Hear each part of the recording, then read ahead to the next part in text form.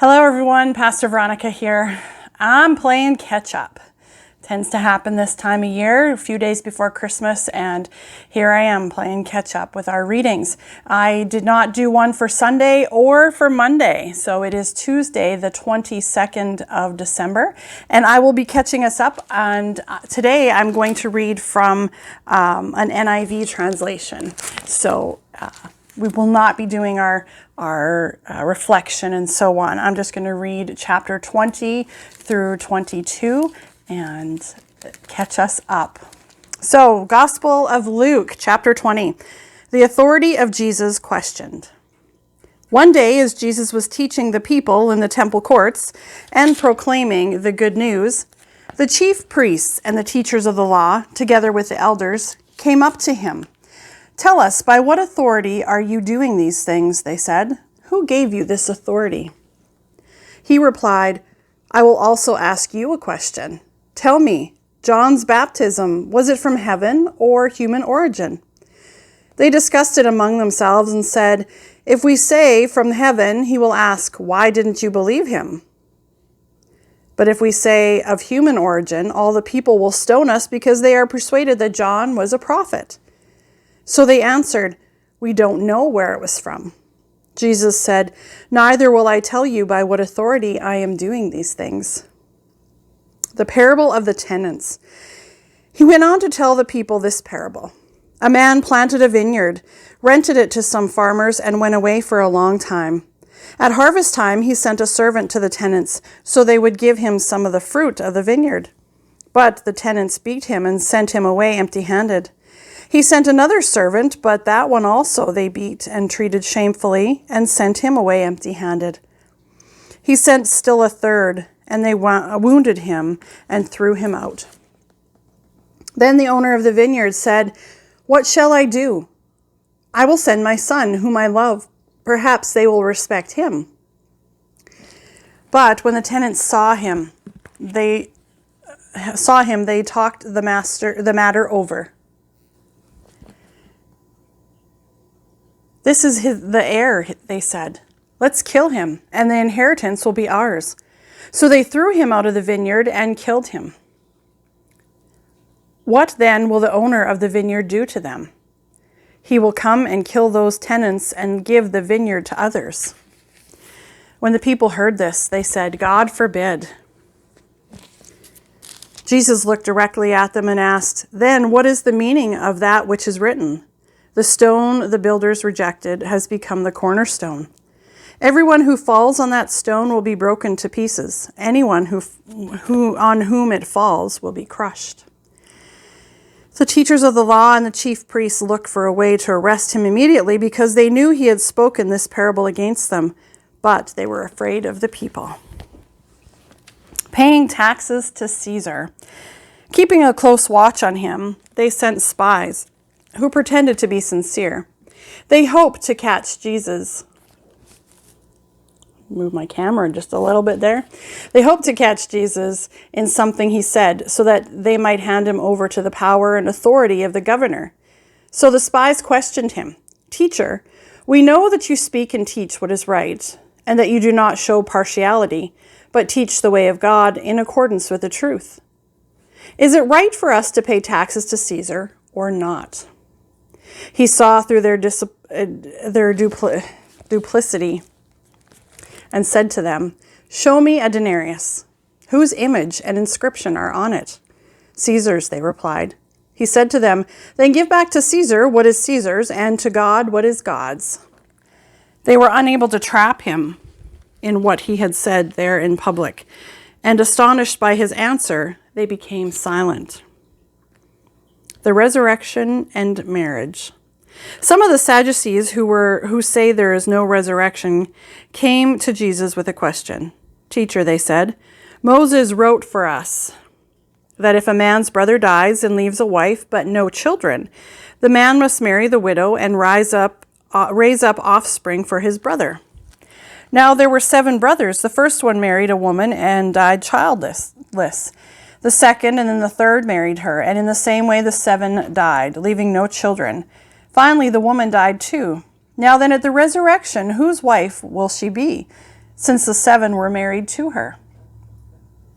Jesus replied, "The people of this age marry and are given in marriage, but those who are considered worthy of taking part in the age to come and in the resurrection from the dead will neither marry nor be given in marriage. And they can no longer die, for they are like the angels. They are God's children, since they are children of the resurrection. But in the account of the burning bush, even Moses showed that the dead rise, for he calls the Lord the God of Abraham and the God of Isaac and the God of Jacob. He is not the God of the dead, but of the living, for to him all are alive." Some of the teachers of the law responded, "Well said, teacher," and no one dared to ask him any more questions. "Whose son is the Messiah?" Then Jesus said to them, "Why is it that the Messiah is the son of David? David himself declares in the book of the Psalms, the Lord said to my Lord, 'Sit at my right hand until I make your enemies a footstool for your feet.' David calls him Lord. How then can he be his son?" Warning against the teachers of the law. While all the people were listening, Jesus said to his disciples, "Beware of the teachers of the law. They like to walk around in flowing robes and love to be greeted with respect in the marketplaces and have the most important seats in the synagogues and the places of honor at banquets. They devour widows' houses and for show make lengthy prayers. These men will be punished most severely." The widow's offering, chapter 21. As Jesus looked up, he saw the rich putting their gifts into the temple treasury. He also saw a poor widow put in 2 very small copper coins. "Truly, I tell you," he said, "this poor widow has put in more than the others. All these people gave their gifts out of their wealth, but she, out of her poverty, put in all she had to live on." The destruction of the temple. You noticing the little dog there right next to me? She kind of got my eye. The other one's laying to my other side. The destruction of the temple and the signs of the end of times. Some of his disciples were remarking about how the temple was adorned with beautiful stones and with gifts dedicated to God. But Jesus said, "As for what you see here, the time will come when not one stone will be left on the other. Every one of them will be thrown down." "Teacher," they asked, "when will these things happen? And what will be the sign they are about to take place?" He replied, "Watch out that you are not deceived, for many will come in my name, claiming I am he, and the time is near. Do not follow them. When you hear of wars, uprisings, do not be frightened. These things must happen first, but the end will not come right away." Then he said to them, "Nations will rise against nation and kingdom against kingdom. There will be great earthquakes, famines, and pestilence in various places, and fearful events and great signs from heaven. But before all this, they will seize you and persecute you. They will hand you over to the synagogues and put you in prison, and you will be brought before kings and governors, and all on account of my name. And so you will bear testimony to me. But make up your own mind not to worry beforehand how you will defend yourselves, for I will give you words and wisdom that none of your adversaries will be able to resist or contradict. You will be betrayed even by your parents, brothers and sisters, relatives and friends, and they will put some of you to death. Everyone will hate you because of me, but not a hair on your head will perish. Stand firm and you will win life. When you see Jerusalem being surrounded by armies, you will know that its desolation is near. Then let those who are in Judea flee to the mountains. Let those in the city get out, and let those in the country not enter the city. For this is the time of punishment, in fulfillment of all that has been written. How dreadful it will be in those days for pregnant women and nursing mothers. There will be great distress in the land and wrath against this people. They will fall by the sword and be taken as prisoners to all the nations. Jerusalem will be trampled by the Gentiles until the time of the Gentiles are fulfilled. There will be signs in the sun, moon, and stars. On the earth, nations will be in anguish and perplexity at the roaring and tossing of the sea. People will faint from terror, apprehensive of what is coming on the world. For the heavenly bodies will be shaken. At that time, they will see the Son of Man coming in a cloud with power and great glory. When these things begin to take place, stand up and lift up your heads, because your redemption is drawing near. He told them this parable. Look at the fig tree and all the trees. When they sprout leaves, you can see for yourselves and know that summer is near. Even so, when you see these things happening, you know that the kingdom of God is near. Truly, I tell you, this generation will certainly not pass away until all the things have happened. Heaven and earth will pass away, but my words will never pass away. Be careful. Your hearts will be weighed down with carousing, drunkenness, and the anxieties of life, and that day will close on you suddenly like a trap. For it will come on all those who live on the face of the whole earth. Be always on the watch, and pray that you may be able to escape all that is about to happen, and that you may be able to stand before the Son of Man.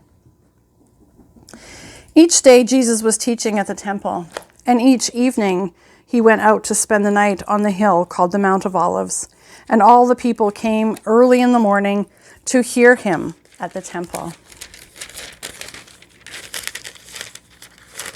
And our last chapter for today, chapter 22. Judas agrees to betray Jesus. Now the festival of the unleavened bread, called the Passover, was approaching, and the chief priests and the teachers of the law were looking for some way to get rid of Jesus, for they were afraid of the people. Then Satan entered Judas, called Iscariot, one of the 12. And Judas went to the chief priests and the officers of the temple guard and discussed with them how he might betray Jesus. They were delighted and agreed to give him money. He consented and watched for an opportunity to hand Jesus over to them when no crowds were present. The Last Supper. Then came the day of the unleavened bread, on which the Passover lamb had to be sacrificed. Jesus sent Peter and John, saying, "Go and make preparations for us to eat the Passover." "Where do you want us to prepare for it?" they asked. And he replied, "As you enter the city, a man carrying a jar of water will meet you. Follow him to the house that he enters, and say to the owner of the house, 'The teacher asks, where is the guest room, where I may eat the Passover with my disciples?' He will show you a large room upstairs, all furnished. Make preparations there." Then they left and found things just as Jesus had told them. So they prepared the Passover. When the hour came, Jesus and his apostles reclined at the table, and he said to them, "I have eagerly desired to eat this Passover with you before I suffer. For I tell you, I will not eat it again until it finds fulfillment in the kingdom of God." After taking the cup, he gave thanks and said, "Take this and divide it among you. For I tell you, I will not drink again from the fruit of the vine until the kingdom of God comes." And he took bread, gave thanks, and broke it and gave it to them, saying, "This is my body, given for you. Do this in remembrance of me." In the same way, after the supper, he took the cup, saying, "This cup is the new covenant in my blood, which is poured out for you. But the hand of him who is going to betray me is with mine on the table. The Son of Man will go as it had been decreed, but woe to that man who betrays him." They began to question among themselves which of them it might be who would do this. A dispute also arose among them as to which of them was considered to be the greatest. Jesus said to them, "The kings of the Gentiles lord it over them, and those who exercise authority over them call themselves benefactors. But you are not to be like that. Instead, the greatest among you should be the youngest, and the one who rules like the one who serves. For who is greater, the one who is at the table, or the one who serves? Is it not the one who is at the table? But I am among you as one who serves. You are those who have stood by me in my trials, and I confer on you a kingdom, just as my Father conferred one on me, so that you may eat and drink at my table in my kingdom and sit on thrones, judging the 12 tribes of Israel. Simon, Simon, Satan has asked to sift all of you as wheat, but I have prayed for you, Simon, that your faith may not fail, and when you have turned back, strengthen your brothers. But he replied, Lord, I am ready to go with you to prison and to death. Jesus answered, I tell you, Peter, before the rooster crows today, you will deny 3 times that you know me. Then Jesus asked them, when I sent you without purse or bag or sandals, did you lack anything? Nothing, they answered. He said to them, but now if you have a purse, take it, and also a bag. And if you don't have a sword, sell your cloak and buy one. It is written, and he was numbered with the transgressors. And I tell you that this must be fulfilled in me. Yes, what is written about me is reaching its fulfillment. The disciples said, see, Lord, here are 2 swords. That's enough, he replied. Jesus prays on the Mount of Olives. Jesus went out as usual to the Mount of Olives, and his disciples followed him. On reaching the place, he said to them, pray that you will not fall into temptation. He withdrew about a stone's throw beyond them, knelt down and prayed, Father, if you are willing, take this cup from me. Yet not my will, but yours be done. An angel from heaven appeared to him and strengthened him. And being in anguish, he prayed more earnestly, and his sweat was like drops of blood falling on the ground. When he rose from prayer and went back to the disciples, he found them asleep, exhausted from sorrow. Why are you sleeping? He asked them. Get up and pray so that you will not fall into temptation. Jesus is arrested. While he was still speaking, a crowd came up, and the man who was called Judas, one of the 12, was leading them. He approached Jesus to kiss him, but Jesus asked him, Judas, are you betraying the Son of Man with a kiss?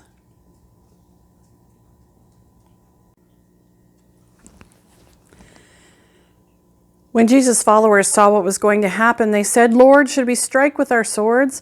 And one of them struck the servant of the high priest, cutting off his right ear. But Jesus answered, no more of this. And he touched the man's ear and healed him. When Jesus said to the chief priests, the officers of the temple guard, and the elders who had come for him, Am I leading a rebellion that you have come with swords and clubs?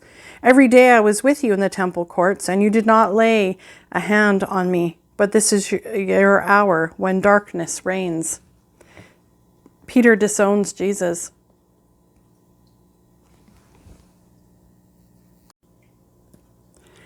Then seizing him, they led him away and took him into the house of the high priest. Peter followed at a distance, and when some there had kindled a fire in the middle of the courtyard and sat down together, Peter sat down with them. A servant girl saw him seated there in the firelight. She looked closely at him and said, This man was with him. But he denied it. Woman, I don't know him, he said. A little later, someone else who saw him said, You are also one of them. Man, I am not, Peter replied. About an hour later, another asserted, Certainly this fellow was with him, for he is a Galilean. Peter replied, Man, I don't know what you're talking about. Just as he was speaking, the rooster crowed. The Lord turned and looked straight at Peter, then remembered the word before the Lord had spoken to him. Before the rooster crows today, you will disown me 3 times. And he went outside and wept bitterly. The guards mocked Jesus. The men who were guarding Jesus began mocking and beating him. They blindfolded him and demanded, Prophesy, who hit you? And they said many other insulting things to him. At daybreak, the council of the elders of the people, both the chief priests and the teachers of the law, met together, and Jesus was led before them. If you are the Messiah, they said, tell us. Jesus answered, If I tell you, you will not believe me, and if I asked you, you would not answer. But from now on, the Son of Man will be seated at the right hand of mighty God. They all asked, Are you the Son of God? He replied, You say that I am. Then they said, Why do we need any more testimony? We have heard it from his own lips. That's the end of chapter 22. See you tomorrow for chapter 23.